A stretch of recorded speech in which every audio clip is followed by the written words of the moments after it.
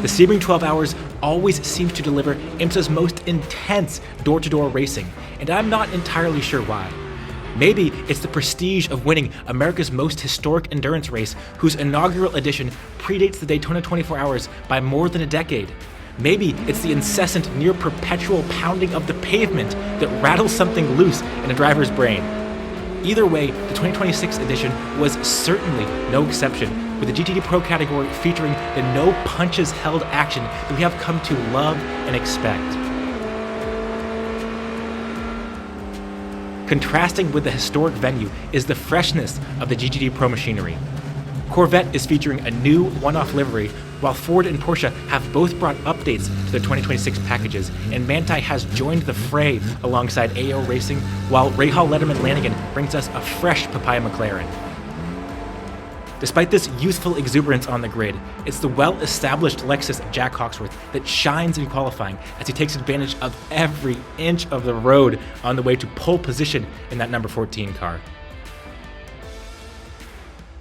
With race day upon us, qualifying is quickly forgotten, and as we join the pole-sitting Lexus with 8 hours and 5 minutes remaining, Barnicoat lines up to restart in P6, just behind that pink Roxy Porsche, with the number 911 up in P4. Just behind, the number 3 Corvette of Sims lines up in P7. And with the field itching to get this restart underway, it's a little bit tough to see out front, but the number 4 Corvette is in 3rd place, with the number 1 BMW in 2nd, and the 033 3RC Ferrari leading the field to green. But it is a messy restart as they try to anticipate the drop of the green flag. We see a puff of smoke out front as somebody has locked up the brakes, and finally the race goes green as King looks around the outside of Backler through Sunset as Barnicoat tries to follow him through. Backler got held up on that restart, is now a sitting duck to number 14 Vassar Sullivan Lexus, who looks around the outside into the fast left-hand turn 1. From onboard Sims Corvette, we can see the Lexus has a nose ahead and makes his way past as Backler gets a little understeer through the aero wash, and Sims has a run coming out of the corner. He pokes his nose up the inside of that number 911 Porsche and makes his way past up into P6. Back aboard the Lexus, we can just about see the BMW and Ferrari go side by side through turn 5 for the class lead. The BMW makes its way past as the Corvette tries to also follow that number 1 car through, but Roxy is on a charge as King tries to make it 3 wide into the hairpin. He gets past the Corvette. Barnicoat has to take avoiding action into the hairpin as Sims pokes his nose up the inside but falls in line behind once again. This is the wheel-to-wheel action that we have come to love and expect here at Sebring. As the lap continues, they hammer into Sunset as King looks for a way past that 033 Ferrari, which runs slightly wide through the apex. King has the inside line as he brings Roxy up into P2 through the exit, and the Corvette has a run on the Ferrari as well as Verone darts to the left-hand side to try to find that inside line into turn 1, but the Ferrari is defending strongly into this fast left-hander.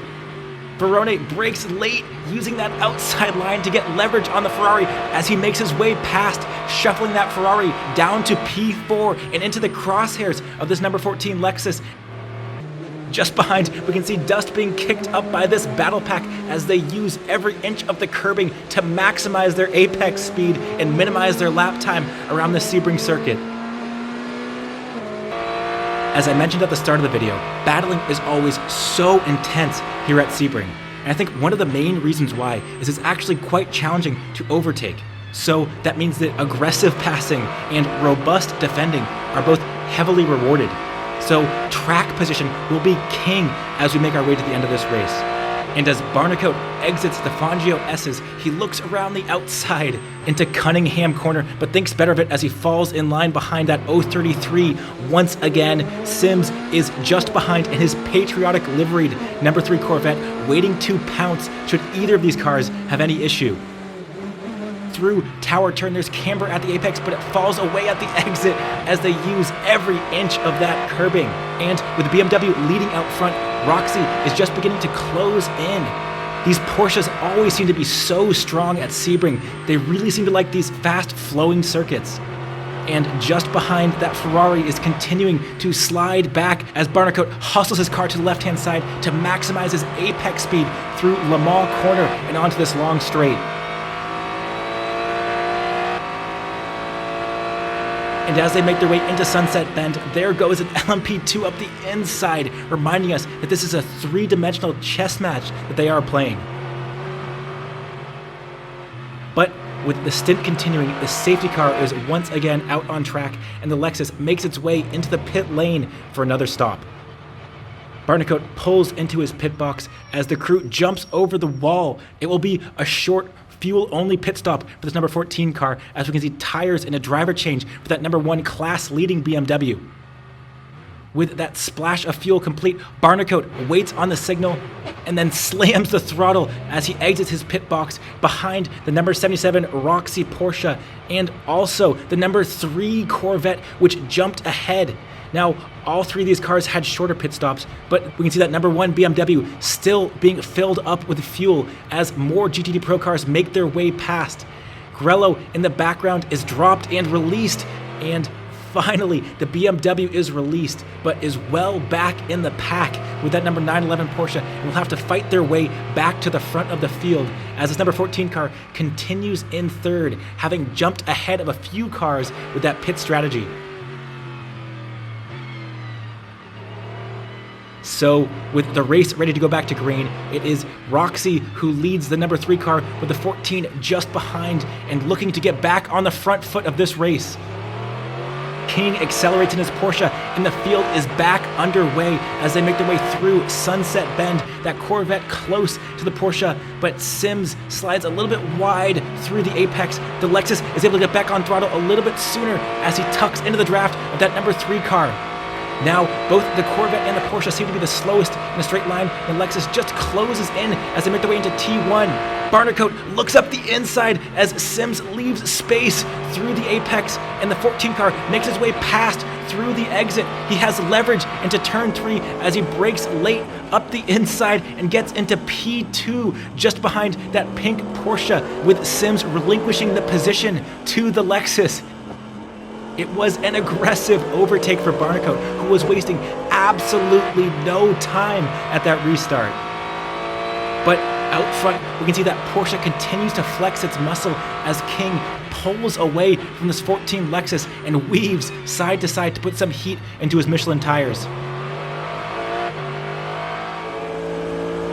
Now, with the stint continuing, this 48 Mercedes stays close to the number 3 Corvette, but through Sunset Bend, we can hear the revs drop from this Mercedes engine. And the 48 car seems to just give up the ghost as the 59 RLO McLaren makes its way past up into P5, being followed closely behind by that number 1 BMW as they chase down this number 3 Corvette of Sims. We can see just behind that Papaya McLaren and that BMW looking to find a way past through turn 1. But the 12 Lexus is exiting the pits, and Esterson has to pinch the exit to avoid making contact. The BMW has a huge run into turn 3, and if we look to the left, there is that number 1 BMW of De Filippi, who is looking to chase down the number 3 Corvette. Now, if you're a bit of an IMSA historian like myself, you might remember that there is absolutely no love lost between De Filippi and the Corvette crew here at Sebring.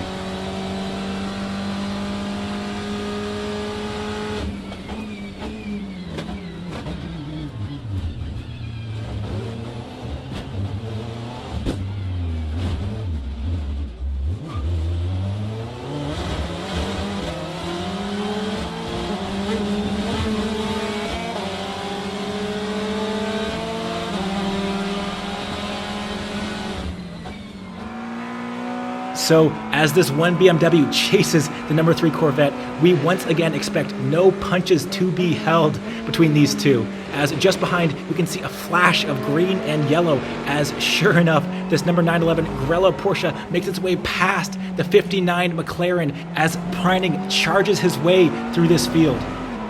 Down this long straight, we can see the Porsche struggles a bit with acceleration compared to the McLaren, but as the straight continues, the performance seems to equalize, and the Porsche just slightly pulls away from this number 59 car. Into Sunset, Preining is so late on the brakes and takes a completely different line from Esterson, which I absolutely love to see the individual style and technique of these drivers being shown out on track.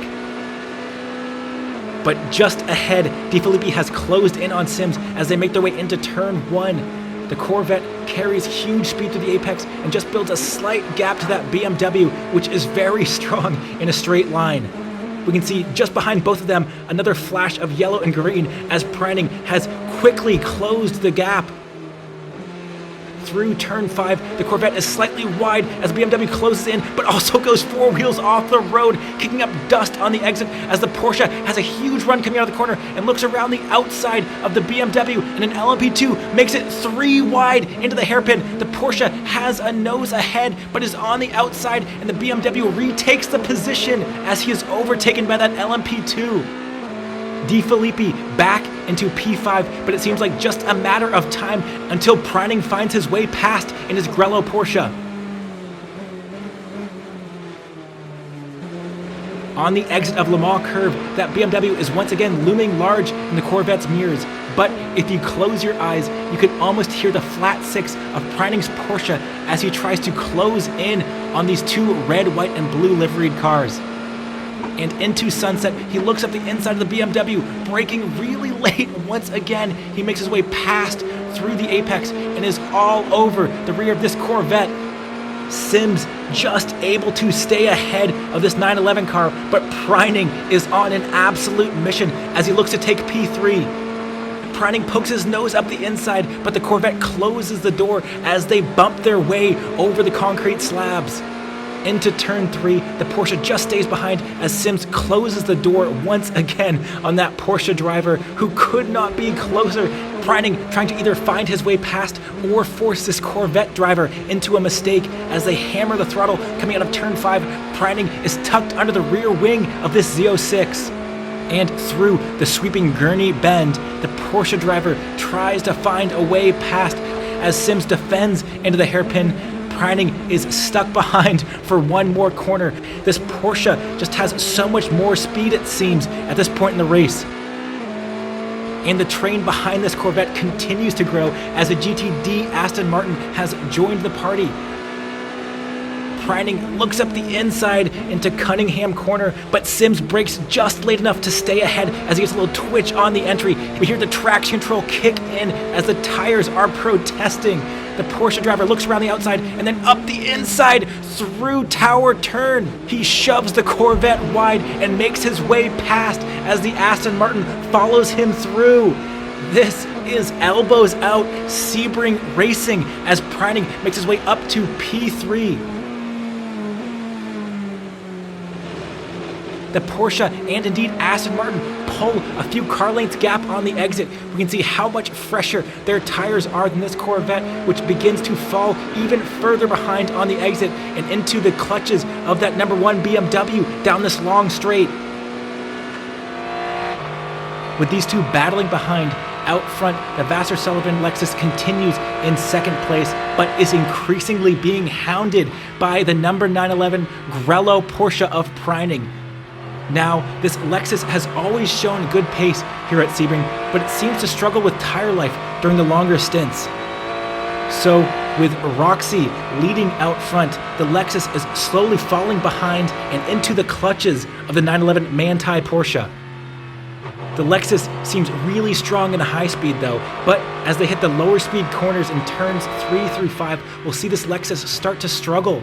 And indeed, Preining closes in the braking zone as the Lexus just slides the rear tires through the exit of turn 4. Now through turn 5, Preining could not be closer as Hawksworth runs wide through the exit. The Porsche has a run, tucks up underneath the rear wing of that Lexus as they make their way through this sweeping corner.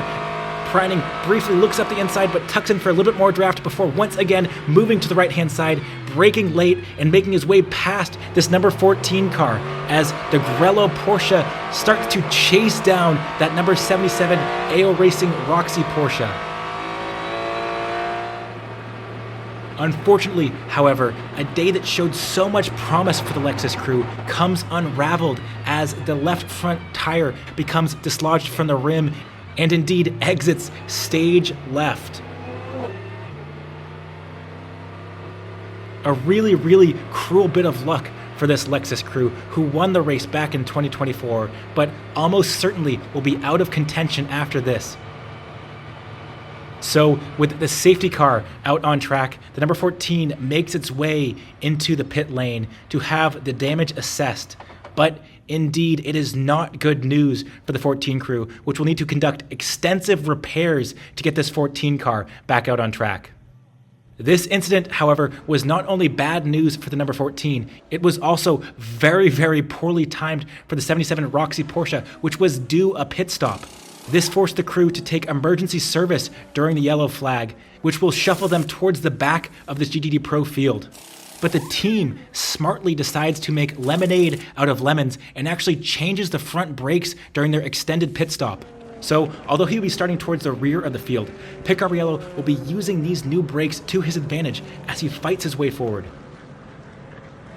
So with the field lined up, it's actually the 033 Ferrari, which is once again running off strategy ahead of the 911 Porsche, followed by the 1 BMW, with the 2 Corvettes, the 4 and 3 just behind. But Roxy is looming large in the mirrors of that number 3 Corvette, which has fallen behind its teammate and is down in 5th place. So with the field stacked up and ready to go, Feller in his 911 Porsche is looking for a way past the Ferrari as the 4 and 3 cars look to gang up on that number 1 BMW. The Ferrari slams the throttle as Collado leads into the appropriately named Sunset Bend. Feller looks for a way past the number 033. He holds a tight line with the Ferrari, trying to get a better launch out of the corner. Collado is ahead, but Feller is all over that 033 car. Into turn 1, the Porsche hangs to the middle of the road and then shoots up the inside in the braking zone as the Ferrari leaves space for that number 911, which claims the class lead, as the number 77 Roxy Porsche is also on the front foot and working its way past the number 3 Corvette as Picariello looks to quickly claw his way through the field. Now, through the exit, he has already closed in on that number 4 car, as out front, Grello begins to build a gap on the Le Mans winner, Collado, in his number 033. Into the hairpin, Roxy is looking to the outside of the 4 Corvette of Milner, but is not able to complete the move as he falls in line behind once again. On the exit, though, he gets a great launch coming out of the corner and is already side by side through the Fangio chicane.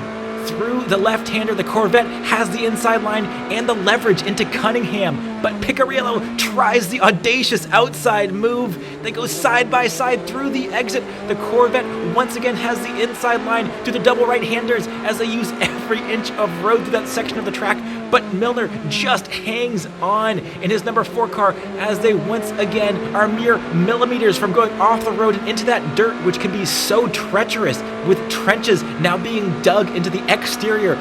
Through the flat-out double apex left-hander they go, and Picariello looks up the inside. Milner leaves space for the Porsche, who is still trying to find his way past, but he is offline and off speed through the exit as Garcia closes in on the 77 Porsche. He tucks into the draft, then pops out to try to make his way past, but Picariello has the inside line into Sunset Bend as they go 2 by 2 under the new bridge. The Porsche braking incredibly late through this long right-hander as Picariello goes from defending to attacking the number 4 of Tommy Milner. Out front, this number 48 is now a number of laps down, and the number 1 BMW makes its way past into turn 1 to begin chasing down that number 033 and number 911 as well. Picariello is still desperate to find a way past and continue his charge through the field. He looks up the inside into turn 3. The 4 car runs slightly deep, but there is nowhere to overtake. Picariello sets up for a wide entry and better exit coming off of turn 5 as he tucks in underneath the rear wing of that Corvette through the long right-hander. But Milner just has enough top-end speed to stay ahead of that Porsche. Picariello pokes his nose up the inside of the Corvette as Milner once again leaves space for that number 77 car. They go side by side, each of them leaving just enough space and not an inch more for the other car. and through the Fangio chicane. They stay side by side as they nearly make contact into the braking zone for Cunningham Corner, but the Porsche just makes his way past that 4 Corvette and up into 4th place as they close in on the 48 Mercedes, which is not for position but remains just behind that number 1 Paul Miller Racing BMW. And as this stint continues, the BMW makes a move into turn 1 up the inside of Colado's Ferrari as Verhagen makes his way into P2 and closes in on the number 911 Porsche. Through the exit, the Ferrari tries to fight back, but lifts out of it as they make their way into turn 3 and falls in line behind the BMW as this 48 car is now being hounded by Roxy. Picariello gets a fantastic exit onto this sweeping straight as he tries to make his way past. The Mercedes kindly uses its turn signal and allows Roxy to make his way through, now just a few car lengths behind the podium. But on the exit, we can see the strength of this Mercedes that tries to make its way past, but Hart thinks better of it and stays behind that Porsche, allowing Picariello to continue chasing down that number 033. But as I mentioned, the Ferrari is running slightly off strategy and pits much earlier than the rest of the field, clearing the way for Picariello to fully utilize his fresh brakes to chase down the 2 cars ahead. Now, unfortunately, I don't have any footage of it, but Roxy was able to make her way past not only the BMW, but also the 911 Porsche and up into the class lead. So as the sun sets and the headlights saturate our image, we have this incredible 3-way battle for the GTD Pro lead. And if we look just in the background, we can also see that number 4 Corvette has stuck with this trio. And through Tower Turn, we can see that trench on the exit of the corner as the 4 cars, now nearly in tandem, make their way through the flat-out double apex left-hander and into Jean de Bion Bend, this fast right-hander. You clip that apex curb and then almost hook this apex curb as you hustle your way back to the left-hand side to set up Le Mans curve onto the long straight. And we can see the BMW has gotten a fantastic run as Hesse closes in on Backler. That BMW, as I mentioned, is so strong on the straights and looks for a way past as the Porsche of Backler defends into Sunset Bend. But the BMW just not close enough to make the pass. But on the exit, the BMW is once again strong and already has an overlap with Backler as they go side by side across the start-finish line. That BMW actually powering ahead momentarily into turn 1, but Backler has the inside line, and that Porsche is so strong in the fast corners as Backler successfully defends his position from Hesse. That Corvette, though, now looming large behind both of them as they slow each other up with this battling, also allowing Roxy and the class lead to begin to pull away. And out of turn 5, we can once again see prototype traffic in the background as we get this beautiful helicopter shot. And LMP2 tries to make its way past the Corvette, but there are 2 GTPs closing in into the hairpin. The Corvette brakes late up the inside of the LMP2 as the JDC Miller Porsche in that black Mustang samplings livery makes his way past the BMW GTP and past the LMP2 as well as he stretches his legs down this straight past the Corvette and closing in on the BMW in 3rd place into the braking zone for Cunningham Corner. Now, these GTPs might be missiles on the straights, but they aren't that much faster through these tight and twisting corners as the black Porsche GTP closes in on Grello. Up the inside through Tower Turn, they make contact through the apex as the Porsche is pushed wide and the BMW GTD Pro makes its way past with the GTP closing in. The Valkyrie is just behind and makes its way past that beleaguered Manthey Porsche, which has been shoved down to 3rd place as the GTP up front is caught behind that now 2nd place number 1 BMW. Through Le Mans curve, the 23 Heart of Racing Aston Martin gets a great launch and is tucked up underneath the rear wing of that BMW M Hybrid V8. Down this long straight, we hurtle into Sunset Bend with the sun having set below the Florida horizon. But let's get back to this GTD Pro battle as we hop off board that Aston Martin Valkyrie and see the number 911 is now under threat from the number 4 Corvette. But this second place is short-lived for the BMW, because as we get an ISO camera once again back on the number 1, we can see the number 4 on the side of the car. And that's because it had been passed by not only the 911 Porsche, but through Le Mans curve, it made contact with the number 4 Corvette through the apex with an optimistic move from Verone, which was penalized by the stewards. As we can see there on the bottom right-hand corner of the screen, incident responsibility for the number 4 and a drive-through penalty ensues. And with a tire deciding to lap the track by itself at night, the safety car is once again scrambled, which will bunch up this GTD Pro field. So as they crawl behind the safety car, Roxy leads Grello with the Temerario third in line but off the lead lap. The number 1 is back up to third place, and this number 3 Corvette jumped ahead of their sister car, which incurred that penalty. And with the pit lane open for GTs on this lap, it will be interesting to see who the takers are, because all of these top 4 have just pitted and are nearly full of fuel. Roxy stays to the left as Grello peeks its nose to the right-hand side, but just at the last minute moves back over to the left-hand side to stay out on track as both the 1 and the 3 make their way into pit lane. So the Porsches are opting for track position, while the BMW and the Corvette want to top up on fuel to make their final pit stop as short as possible. The 3 hits its marks, the crew jumps over the wall, but it's just fuel, no tires, as the 4 sneaks in just ahead. The crew chief readies Sims and gives him the signal, but he just hesitates momentarily. Finally, he makes his way out on track just ahead of one of the GTDs, and indeed behind the number 1 Paul Miller BMW. So as they re-enter the track, they are full of fuel, but still behind those 2 Porsches. And with the field ready to relaunch into the Florida night, it is King who has control of this GTD Pro field, with Pryning just behind and ready to pounce at a moment's notice. Sims starts to accelerate, but we still see brake lights just out ahead. They have not gone back to green just quite yet.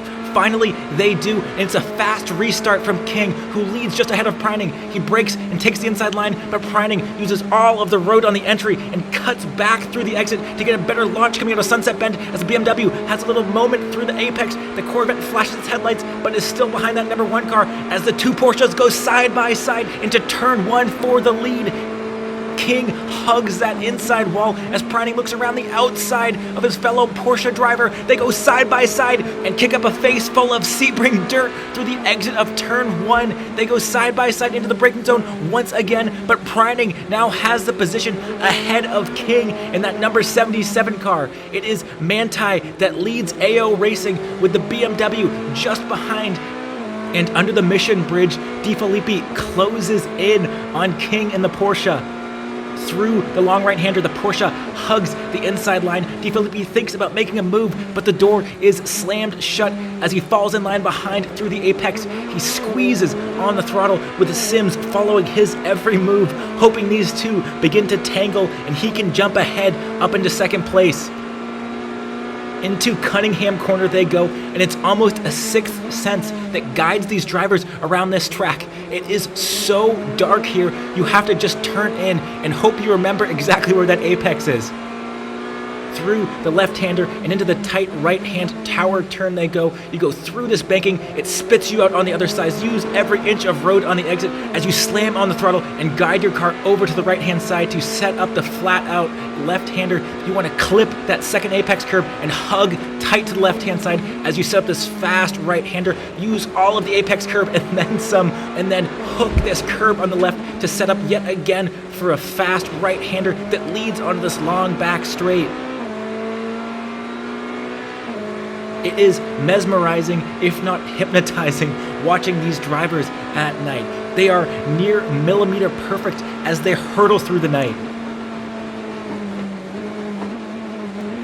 Through Sunset Bend, with just under an hour remaining, the BMW hugs tight to the right-hand side and makes its way into the pit lane with this 3 Corvette following him in.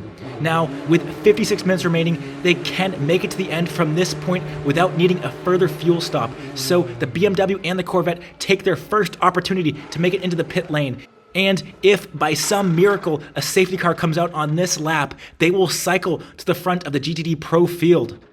So as this 3 Corvette gets a new set of tires, it is dropped, a windshield tear-off is taken, the car is refired, and then sent on its way with that BMW just able to hang on to a net P3.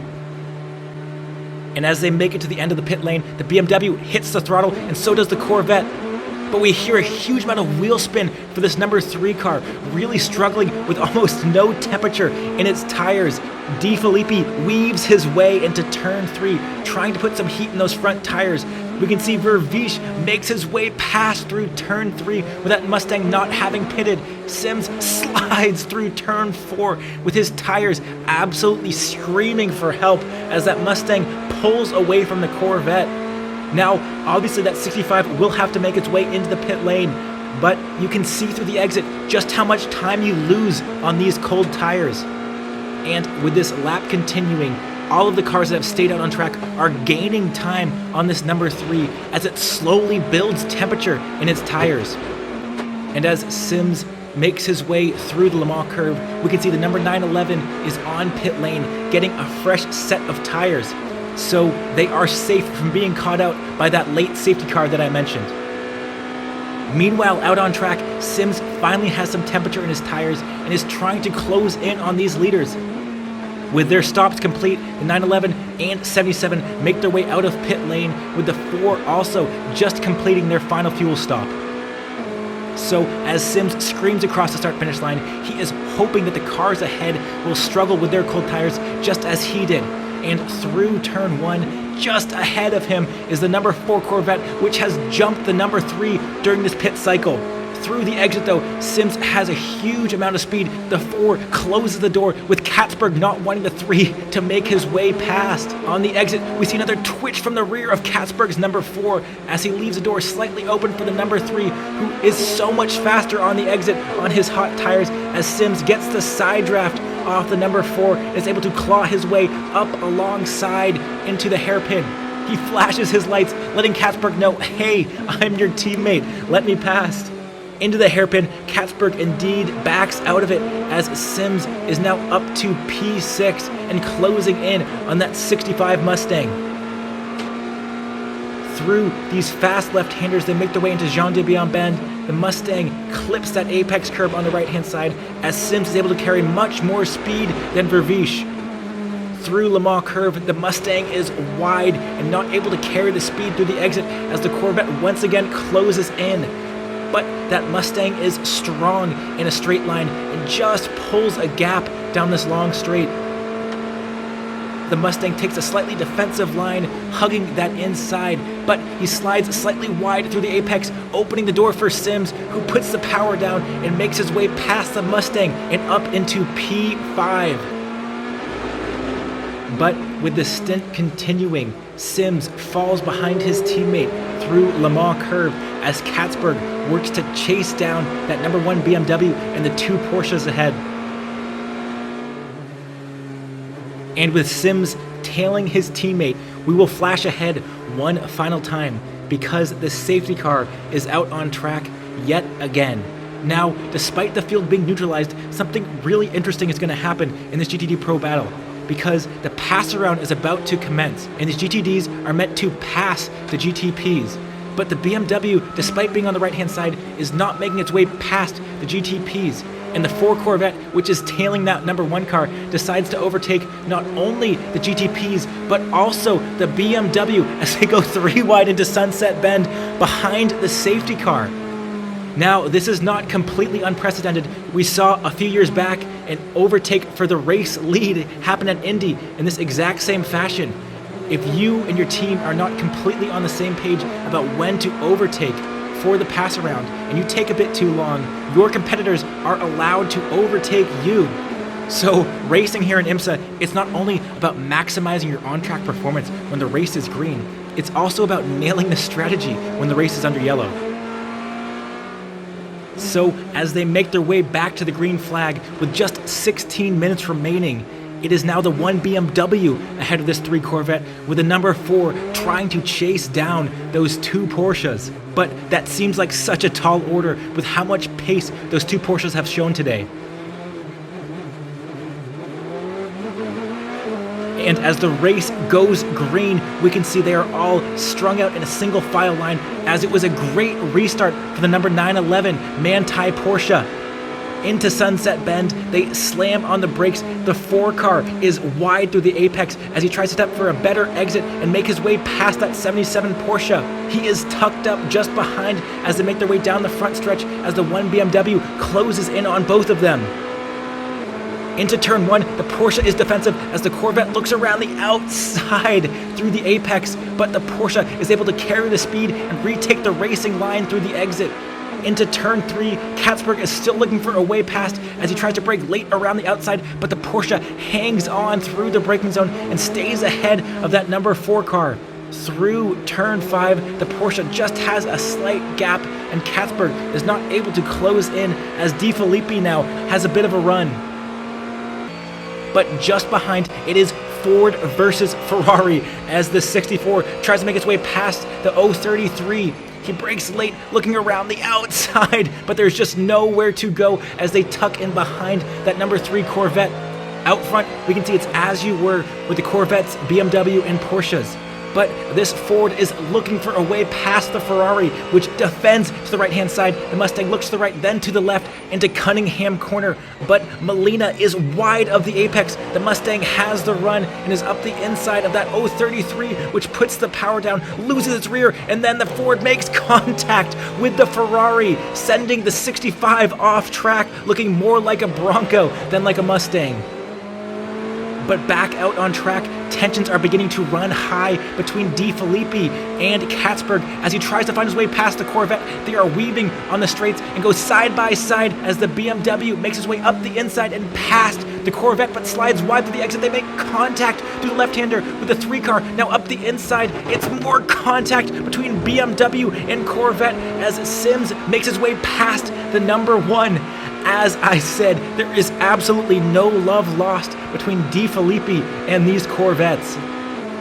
With the 2 Porsches running away out front, it's now Corvette 3-4 in this GTD Pro battle. And through Sunset Bend, we will flash ahead with 0 minutes remaining on the clock and fireworks going off down the front stretch. It is the number 911 Porsche which will hang on to victory at Sebring, with Roxy just behind in second place and the 3 and 4 Corvettes in opposite numerical position. What a fantastic, fantastic race, and what an incredible day for Porsche, who took not only 1-2 in the GTD Pro category, but also 1-2 overall in GTP. History being made once again at another Sebring 12 Hours. Anyways, if you guys made it this far, I want to thank you so much for watching, and I just want to say you have shared so much love and support with me, and I really, really appreciate it. It truly fuels me to make these videos, so thank you so much. I really appreciate it. I really appreciate you guys. I know this one took a bit longer than I wanted to put out, but thank you guys so much for waiting and being patient. And I want to give a special shout out to my channel members.